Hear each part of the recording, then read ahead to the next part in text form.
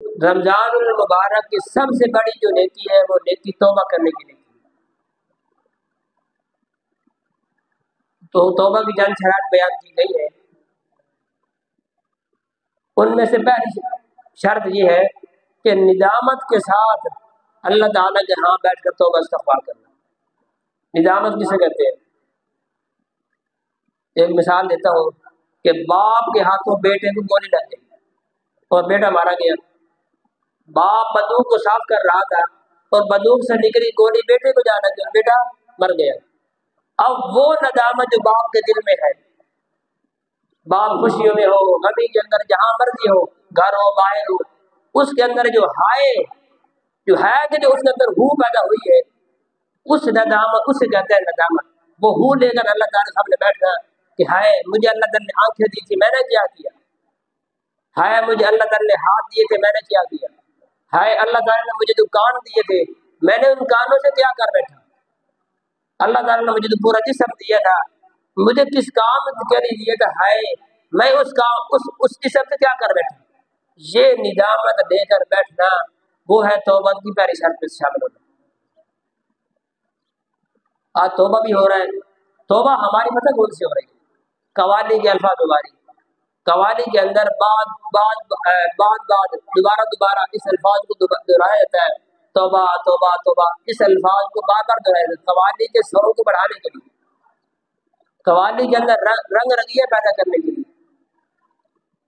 تو ہم نے اپنی توبہ کے اندر ندامت پیدا کرنی ہے، رنگ رنگیاں نہیں پیدا کرنی۔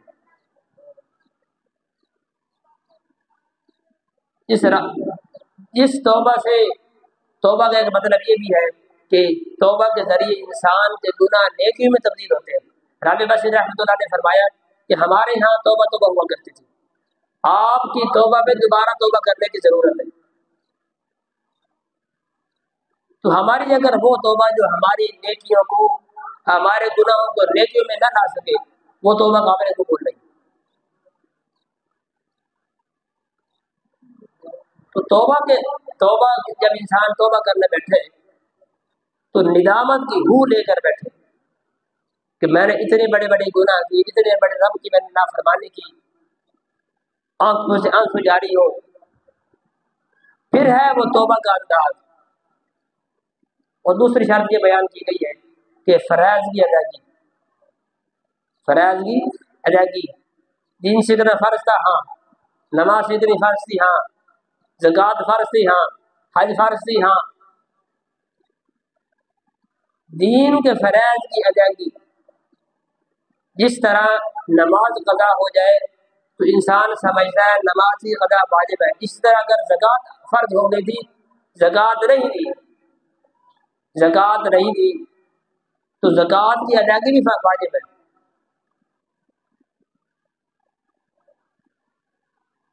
کسی کے فرائض کھا کر انسان توبہ کر رہا ہے،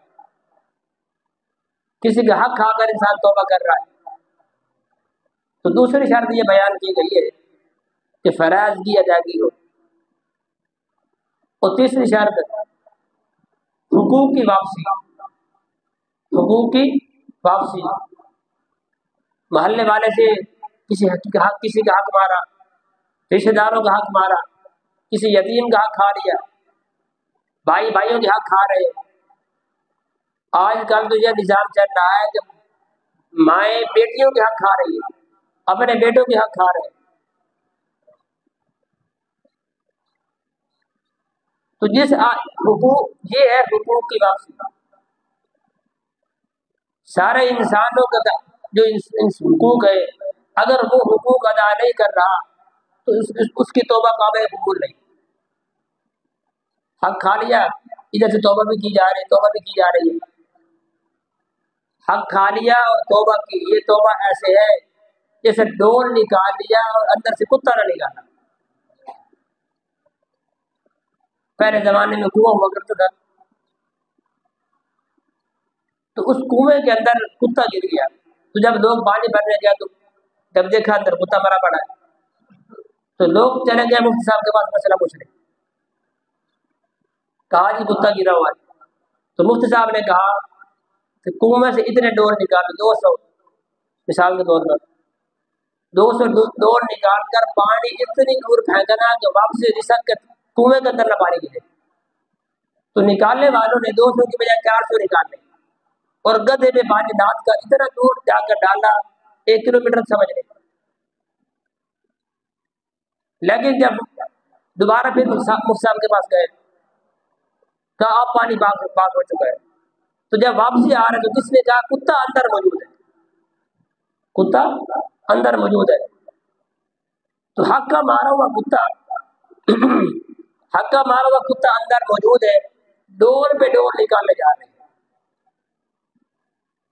हक अंदर मौजूद है, अस्तगफिरुल्लाह के डोर निकल रहे हैं, हाँ जी, नवाफिल चल रहे हैं, तस्बीहात चल रही है, रोजे पे रोजा चल रहा है, ताजुद चल रही है, तस्बीह है, इशराक चाश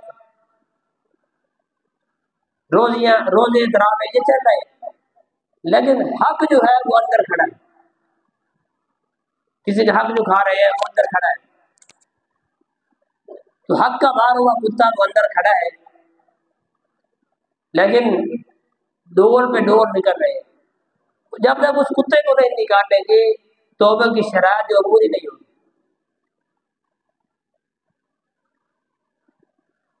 किसी के पैसे देने हैं, किसी की जमीन खा के बैठा हुआ है, रकबा देना है,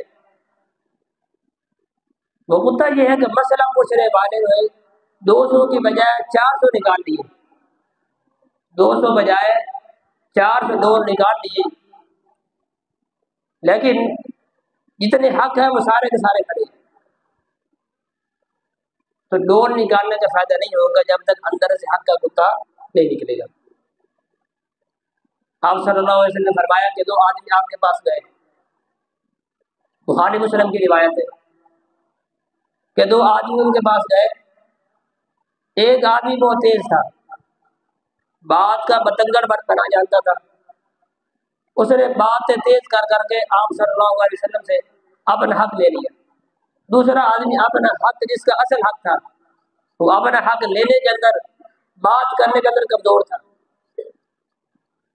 तो आपने फैसला दूसरे इंसान के हक में कर दिया।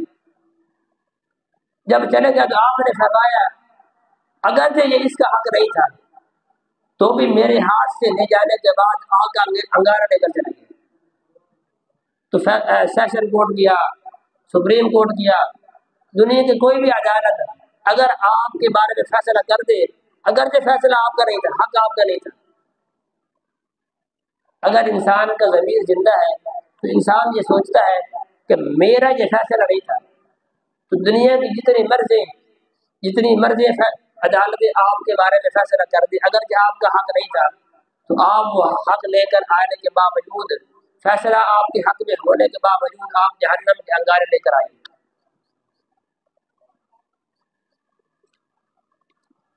तो ये थी तौबा की तीसरी शर्त। चौथी शर्त ये है कि मजलूम से माफ़ी। मजलूम से माफ़ी समझते हैं, किसी के साथ ज्यादती की हो, पैसे की बिना पर, ओहदे की बिना पर, किसी ने गीबत की हो, जितनी भी ज्यादतियां की हो उससे माफ़ी मांगना। और पांचवी शर्त ये है अज़म बिल जज़म। अज़म बिल जज़म उसको कहते हैं जिस गुनाह से तौबा कर रहा हूँ आइंदा उस गुनाह को ना करने की नियत हो, आइंदा उस गुनाह ना करने का अज़म हो। जब इंसान गुनाह से तौबा कर रहा हो, जिन गुनाहों से तौबा कर रहा हो उन गुनाह से अल्लाह दिल के अंदर अल्लाह ताला के सामने अज़म हो कि या अल्लाह आइंदा इन गुनाहों को कभी नहीं करूँगा। हमारे यहाँ गुनाह भी हो रही, तौबा भी हो रहे हैं, अमाल भी हो रहे हैं, गुनाह भी हो रही है। तो ये तौबा जो है जो हम करते हैं, ये हमारी तौबा कवानी वाली शुमार होगी। असल मानों में तौबा शुमार उस वक्त होती है जब इंसान इन शराइत के साथ तौबा करता है। कल तौबा कर रहे हैं, आज गुनाह कर रहे हैं, कल कल कल तौबा कर रहे हैं, फिर गुनाह कर रहे हैं। इस जरिए सोच के साथ चलना ये बहुत बड़ा गुनाह है। गुनाह हो जाना फिर तौबा कर लेना ये अलग बात है। इंसान है, शैतान है, हाँ जी, इंसान के अंदर गुनाह का नफ्स भी रखा हुआ है, पुर्जा भी रखा हुआ है। لیکن جب جس گناہ سے توبہ کر رہا ہو اس گناہ کا عزم لے کر بیٹھنا، پھر انسان کی توبہ قابل قبول ہے۔ اور چھٹی چیز ہے، جن چیزوں سے گناہ کیا تھا، جن چیزوں سے گناہ کیا تھا ان چیزوں سے نیکیاں کرنا۔ مال کے ذریعے گناہ کر رہی، لوگ کرتے ہیں مال کے ذریعے سے گناہ، عہدے کی بنا پر گناہ کیا، علاقے میں حیثیت کے بڑے لوگ تھے انہوں نے گناہ کیا، حیثیت کے اعتبار سے گناہ کیا، جوانی کے اندر گناہ کیا۔ تو جن جن چیزوں سے گناہ کیا تھا انہی چیزوں سے نیکیاں کرنا یہ توبہ کی شرائط میں سے۔ اور ساتویں چیز بھی تو علماء نے لکھی ہے کتابوں میں کہ توبہ کے اندر تاخیر نہ ہو، توبہ کے اندر تاخیر نہ ہو۔ ابھی میری کون سی عمر ہے؟ کیا تیری عمر کے لوگ قبر کے اندر موجود نہیں ہیں؟ کیا تیری عمر کے لوگ کہ قبر کے خطبے نہیں بنے ہوئے؟ کیا تیری عمر کے لوگوں کے قبر کے اندر بڑے ہوئے ان کے نام قبر کے اوپر لکھے ہوئے؟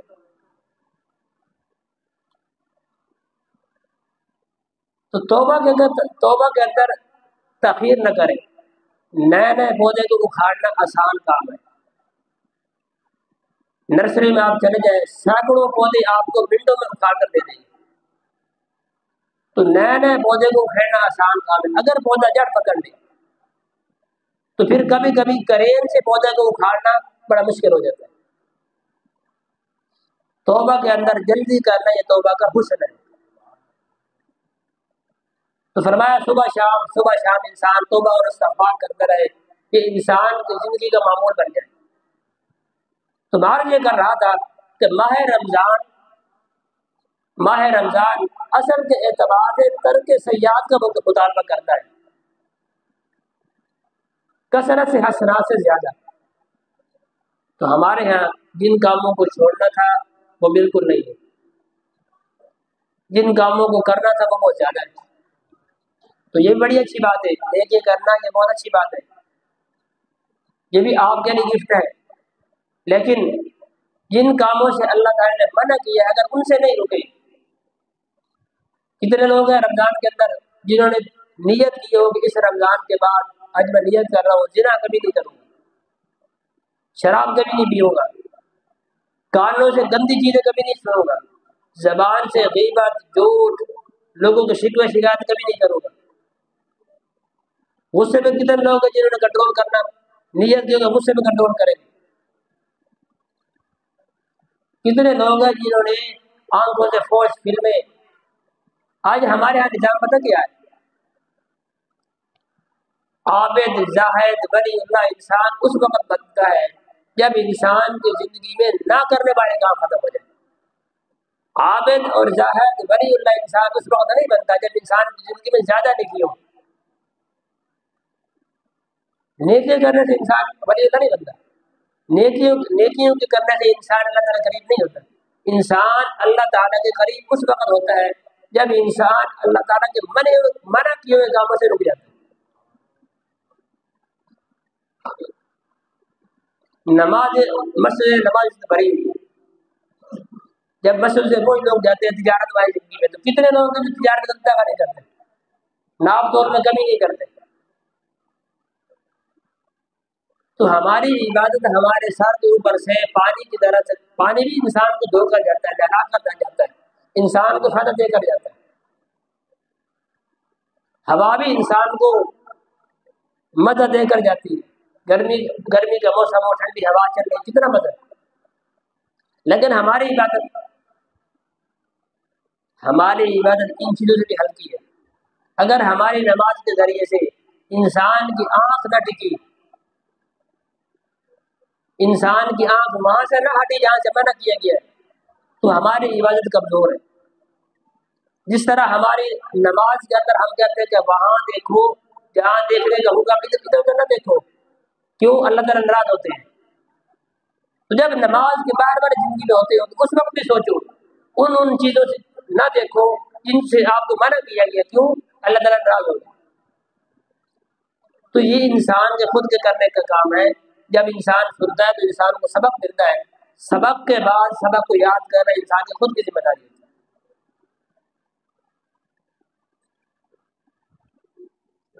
تو یہ جو میں نے آپ کو بات 6 شرائط کے ساتھ انسان جب توبہ کرے گا تو انسان کی توبہ قابل قبول ہوگی۔ پھر آپ کو بتا دیتا ہوں، ندامت کے ساتھ توبہ کرنی، فرائض کی ادائیگی، فرائض کی واپسی ہو، فرائض کی ادائیگی ہو، حقوق کی واپسی ہو، اور چوتھی چیز ہے مظلوم سے معافی، چھٹی چیز ہے عزم بالجزم، جن گناہوں سے توبہ کر رہے ہو ان گناہوں کے نہ کرنے کا عزم ہو، اور چھٹی چیز ہے جن چیزوں سے گناہ کیا ان چیزوں سے نیکیوں کا عنصر پیدا کرنا۔ یہ 6 چیزیں ہیں۔ 7ویں چیز جو علماء نے لکھی میں نے آپ کو بتائی ہے کہ توبہ کرنا جلدی کریں۔ تو یہ 7 چیزیں ہیں، اگر ان چیزوں کو سامنے رکھ کر اگر توبہ کرو گے تو آپ کی توبہ قابل قبول ہوگی۔ تو رمضان مبارک کا مہینہ دن بدن اب دیکھو آج 11واں روزہ لوگوں نے افطار کرنا ہے۔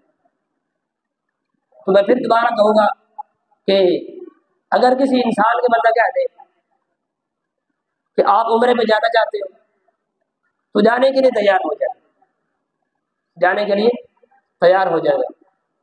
کتنا لمبا پروسیسر ہے، کتنا سفر ہے، ہاں جی، 1000 میل دور جا کر عمرہ کرنا ہے، لیکن 7 والی دیوار 22 سے لڑائی ہوئی ہے۔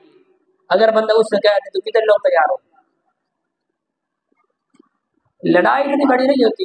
رشتہ مانگنے بھائی سے گئے تھے، بھائی نے مانگ لیا، رشتہ مانگا لیکن دوسرے نے انکار کر دیا۔ آپ کو اگر جو مانگنے کا حق ہے دوسرے کو انکار کا بھی حق ہے، آپ اس پہ ناراض ہونے کی کیا بات ہے؟ جس طرح ایک بندے کو مانگنے کا حق ہے دوسرے کو انکار کا بھی اتنا ہی حق ہے۔ اب اس بات پہ انسان کی سالوں سال لڑائی چلتی ہے۔ اگر ہماری عبادت ہمارے دل کو نرم نہیں کر رہی، اس عبادت کا فائدہ نہیں۔